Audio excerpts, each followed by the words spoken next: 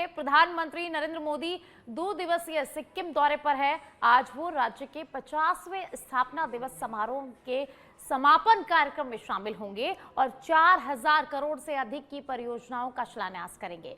इसके बाद सुबह 10:30 पर राजधानी गंगटोक में जनसभा भी पीएम मोदी नरेंद्र करेंगे। और मोदी सोमवार को सिक्किम पहुंचे थे। इसके बाद उन्होंने लिम्बिंग हेलीपैड से गवर्नर हाउस यानी कि लोक भवन तक उन्होंने रोड शो किया। 16 मई 2025 को सिक्किम को राज्य बने 50 साल पूरे हो गए थे। तब पीएम वर्चुअली 50वें स्थापना दिवस समारोह से जुड़े थे। मंगलवार को 1 साल से चल रहे समारोह का समापन होगा। राज्य के 50वें स्थापना दिवस में प्रधानमंत्री नरेंद्र मोदी शामिल होंगे। 4000 करोड़ रुपए की योजनाओं की आज सिक्किम में शुरुआत करेंगे। तो प्रधानमंत्री नरेंद्र मोदी का 2 दिवसीय सिक्किम दौरा है, वे सिक्किम दौरे पर है और आज सिक्किम की जनता को कई सौगातें देंगे। 4000 करोड़ की योजनाओं की शुरुआत आज करने वाले हैं। इसके साथ आज प्रधानमंत्री की सिक्किम में जनसभा भी रहने वाली है। प्रधानमंत्री नरेंद्र मोदी आज वाराणसी के 2 दिवसीय दौरे पर आ रहे हैं। पिछले 11 साल में वह 53 बार काशी आ चुके हैं। यह उनका 54वां और 2026 का पहला दौरा है। इससे पहले पीएम मोदी आखिरी बार नवंबर 2025 में आए थे। प्रधानमंत्री अपने इस दौरे पर काशी वासियों को 6000 करोड़ से ज्यादा की सौगात देने जा रहे हैं। रेल, सड़क, सिग्नेचर ब्रिज और कबीर चौरा मंडलीय चिकित्सालय में सुपर स्पेशलिटी अस्पताल की आधारशिला सबसे महत्वपूर्ण है। इससे सिर्फ वाराणसी ही नहीं बल्कि पूर्वांचल और बिहार के मरीजों को विश्व स्तरीय इलाज भी मिलेगा। तो प्रधानमंत्री नरेंद्र मोदी वाराणसी जाएंगे, जहां वाराणसी की जनता को कई सौगातें मिलने वाली है। 11 साल में 54वीं बार प्रधानमंत्री नरेंद्र मोदी काशी पहुंचेंगे और आपको बता दें कि 2026 में उनका ये पहला दौरा है, जहां वाराणसी की जनता को आज सौगातें देंगे।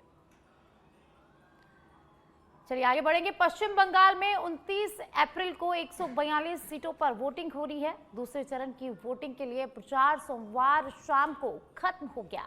बुधवार को होने वाला मतदान चुनाव की दिशा और सत्ता का रास्ता तय करेगा। ममता बनर्जी ने प्रचार के आखिरी घंटों में दक्षिण कोलकाता में रोड शो किया।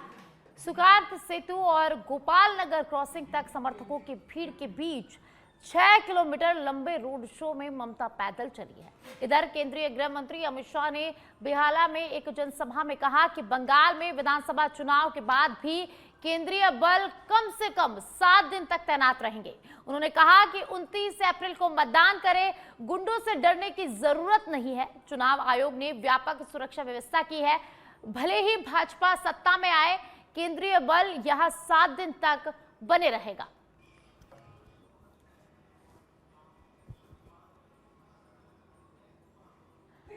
पश्चिम बंगाल में दूसरे चरण का प्रचार खत्म हो गया है। 29 अप्रैल को 142 सीटों पर वोटिंग होगी। तो आपको बता दें कि इससे पहले ममता बनर्जी ने रोड शो किया और रोड शो में 6 किलोमीटर तक वे पैदल चली और सोमवार शाम को दूसरे चरण का प्रचार खत्म हो गया है। भाजपा के राष्ट्रीय अध्यक्ष नितिन नबीन के 1 दिवसीय जयपुर दौरे पर जेडीएस सर्किल में भव्य स्वागत किया गया। कैबिनेट मंत्री कर्नल राज्यवर्धन सिंह राठौड़ के नेतृत्व में झुटवाड़ा क्षेत्र से बड़ी संख्या में कार्यकर्ताओं और आम नागरिकों ने भाग लेकर कार्यक्रम को जन उत्सव का रूप दिया। आयोजन में अनुशासन, ऊर्जा और संगठनात्मक एकजुटता स्पष्ट रूप से नजर आई। इस अवसर पर कर्नल राज्यवर्धन सिंह राठौड़ ने कहा कि राज्य सरकार केंद्र की नीतियों को लागू कर विकास को अंतिम व्यक्ति तक पहुंचाने के लिए प्रतिबद्ध है। प्रधानमंत्री नरेंद्र मोदी के विकसित भारत विकसित राजस्थान विजन को साकार करने हेतु पार्टी नेतृत्व के साथ मिलकर आगे बढ़ने का संकल्प दोहराया गया। तो आपको बता दें कि भाजपा के राष्ट्रीय अध्यक्ष कल राजस्थान दौरे पर रहे, जहां जगह जगह उनका जोरदार स्वागत किया गया। चलिए बुलेटिन में अब मौसम की बात करेंगे। प्रदेश में गर्मी का सितम लगातार जारी है। मौसम विभाग के अनुसार हीट वेव का दौर अगले 24 घंटे तक जारी रहने वाला है। एक नए पश्चिमी विक्षोभ के सक्रिय होने से भी मौसम का मिजाज बदलेगा। 40 से 50 किलोमीटर प्रति घंटा की रफ्तार से आंधी चलने की संभावना भी यहां पर जताई गई है। कहीं कहीं बारिश होने की भी संभावना जताई गई है। तो इसके असर के चलते तापमान में 1 से 2 डिग्री गिरावट का अनुमान लगाया गया है। सोमवार को जैसलमेर का पारा 46.4 डिग्री सेल्सियस तक पहुंच गया।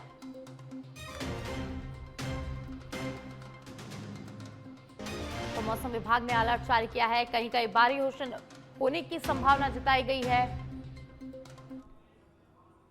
उत्तर प्रदेश और राजस्थान में सोमवार को गर्मी ने सभी रिकॉर्ड तोड़ दिए। बांदा 47.6 डिग्री सेल्सियस तापमान के साथ दुनिया का सबसे गर्म शहर रहा। यहां इससे पहले 30 अप्रैल 2022 और 25 अप्रैल 2026 को सबसे ज्यादा 47.4 डिग्री सेल्सियस तापमान रिकॉर्ड किया गया। राजस्थान के जैसलमेर में 46.6 डिग्री सेल्सियस तापमान दर्ज हुआ। यहां अब तक सबसे ज्यादा तापमान 18 अप्रैल 2025 में 46.3 डिग्री सेल्सियस था। मध्य प्रदेश के खजुराहो में पारा 46 डिग्री सेल्सियस तक पहुंच गया, जो पिछले 10 साल के दौरान सबसे अधिक रहा है। इससे पहले एक दशक में यहां इतना तापमान दर्ज नहीं हुआ। जैसलमेर और खजुराहो के अलावा देश के कुल 6 शहरों में पारा 46 डिग्री सेल्सियस या उससे पार रहा। इनमें Barmer 46 degree Celsius, Wardha 46.5 degree Celsius, Amravati में 46.6 डिग्री सेल्सियस और अकोला में 46.3 डिग्री सेल्सियस शामिल है। दिल्ली में बसों में ठंडा पानी रखा जाएगा, जबकि बस स्टॉप पर मुफ्त ठंडा पानी और ORS मिलेगा। देश में बढ़ती गर्मी और हीटवेव के खतरे को देखते हुए केंद्र सरकार ने सभी राज्यों और केंद्र शासित प्रदेशों को सभी अस्पतालों और स्वास्थ्य संस्थानों में हीट स्ट्रोक मैनेजमेंट यूनिट शुरू करने के निर्देश दिए हैं।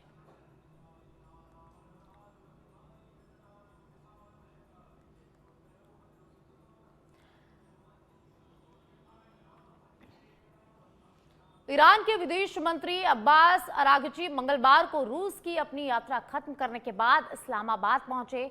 पिछले 48 घंटों में पाकिस्तान का यह उनका तीसरा दौरा है। इससे पहले उन्होंने मिडिल ईस्ट में चल रहे संघर्ष को लेकर पुतिन से 90 मिनट तक बातचीत की थी। ईरान ने अमेरिका को बातचीत के लिए एक नया प्रस्ताव दिया है। इसमें कहा गया है कि पहले हॉर्मुज स्ट्रेट को खोला जाए और अमेरिका ईरान पर लगी अपनी समुद्री नाकेबंदी को हटा ले। इससे युद्ध खत्म करने का रास्ता भी बनेगा। इसके बाद परमाणु मुद्दे पर बातचीत की जाएगी। रिपोर्ट के मुताबिक ईरान के विदेश मंत्री अब्बास ने यह योजना रविवार को पाकिस्तान को दी है। व्हाइट हाउस ने इस प्रस्ताव पर अभी तक कोई जवाब नहीं दिया है।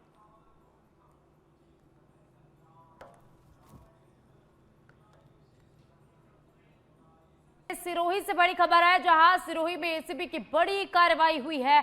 अधिकारी की कार से कैश बरामद किया गया है। कार की तलाशी में रुपयों से भरा बैग यहां पर मिला है। श्रम विभाग के इंस्पेक्टर हरदीप सिंह गिल और LDC विकास यहां पर मौजूद रहे। आबू रोड दौरे से लौटते समय ये कार्रवाई हुई है। फैक्ट्रियों और होटलों के निरीक्षण के बाद दोनों लौट रहे थे। रकम के स्रोत को लेकर सवाल जांच लगातार जारी है। एसीबी टीम नोटों की गिनती कर रही है। पूरी रकम का खुलासा गिनती के बाद ही यहां पर हो पाएगा। तो सिरोही से बड़ी खबर, सिरोही में एसीबी की बड़ी कार्रवाई हुई है।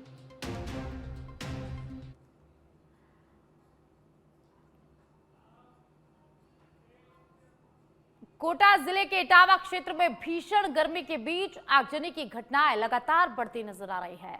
इसी क्रम में बम्बुलिया कला गांव की गुर्जर बस्ती में अचानक आग लगने से पशुओं के लिए रखा चारा जलकर राख हो गया। आग तेजी से रिहायशी इलाके की ओर बढ़ने लगी, जिससे ग्रामीणों में अफरा तफरी मच गई।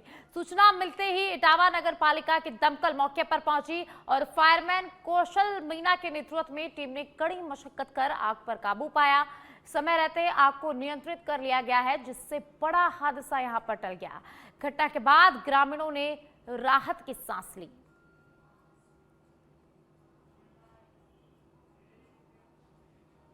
कोटपुतली बहरोड पुलिस के ऑपरेशन एंटी वेनम 2.0 अभियान के तहत बांसुर में नशा मुक्ति और साइबर अपराध जागरूकता कार्यक्रम आयोजित किया गया। कार्यक्रम में अतिरिक्त पुलिस अधीक्षक नाजिम अली खान ने विद्यार्थियों को संबोधित करते हुए कहा कि नशा अपराध की जड़ बनाता जा रहा है और इससे दूर रहना बेहद जरूरी है। उन्होंने नशे के दुष्परिणामों के बारे में बताते हुए छात्रों से जागरूक रहने की अपील की है। साथ ही साइबर अपराधों से बचाव के लिए एलईडी के माध्यम से विस्तृत जानकारी दी और किसी भी साइबर ठगी की स्थिति में तुरंत राष्ट्रीय हेल्पलाइन नंबर 1930 पर संपर्क करने की सलाह भी दी। कार्यक्रम में पुलिस अधिकारी, शिक्षक और बड़ी संख्या में विद्यार्थी मौजूद रहे।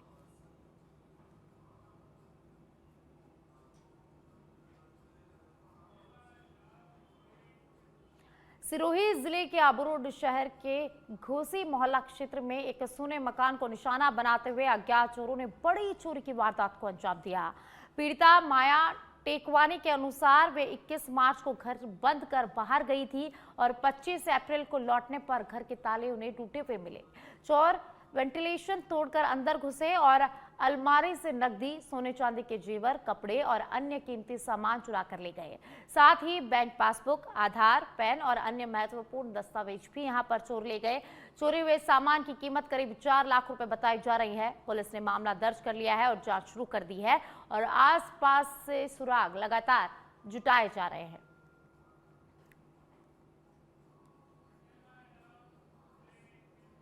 डूंगरपुर जिले में ऑपरेशन स्वच्छता के तहत बिछवाड़ा थाना पुलिस ने अवैध शराब तस्करी के खिलाफ बड़ी कार्रवाई को अंजाम दिया है।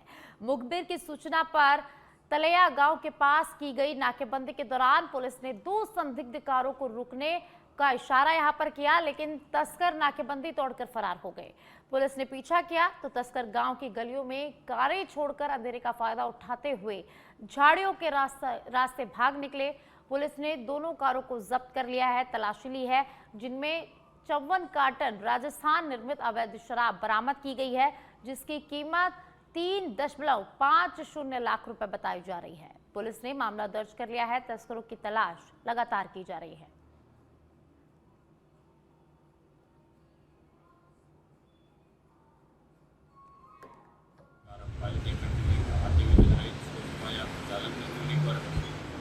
कार को भगा कर ले गया और जिसमें से बैठे व्यक्ति ड्राइवर और मैं थी और पीछे आ रही अर्टिगा कार जिसमें कि अवैध रूप से अंग्रेजी शराब बनकर के कार परिवहन किया जा रहा था। तो बांसवाड़ा जिले के घाटोल क्षेत्र में हुए चर्चित अनिल नीनामा हत्याकांड को लेकर 11वें दिन भी विरोध प्रदर्शन लगातार जारी रहा। बड़ी संख्या में आदिवासी समाज के लोग धरने में शामिल हुए और बाद में नारेबाजी करते हुए पुलिस अधीक्षक कार्यालय पहुंचे। प्रदर्शनकारियों ने निष्पक्ष जांच की मांग को लेकर अधिकारियों को बाहर बुलाने पर जोर दिया और अंततः एडीएम और डीएसपी को ज्ञापन सौंपा गया। परिजनों का आरोप है कि यह मामला प्रेम प्रसंग का नहीं बल्कि सुनियोजित राजनीतिक हत्या है और कई संदिग्धों को छोड़ दिया गया है। समाज ने सभी आरोपियों की गिरफ्तारी, कॉल डिटेल्स जांच, सुरक्षा और फास्ट ट्रैक कोर्ट में सुनवाई की यहां पर मांग उठाई। साथ ही 7 दिन में कार्रवाई नहीं होने पर हाईकोर्ट जाने की चेतावनी भी दी गई।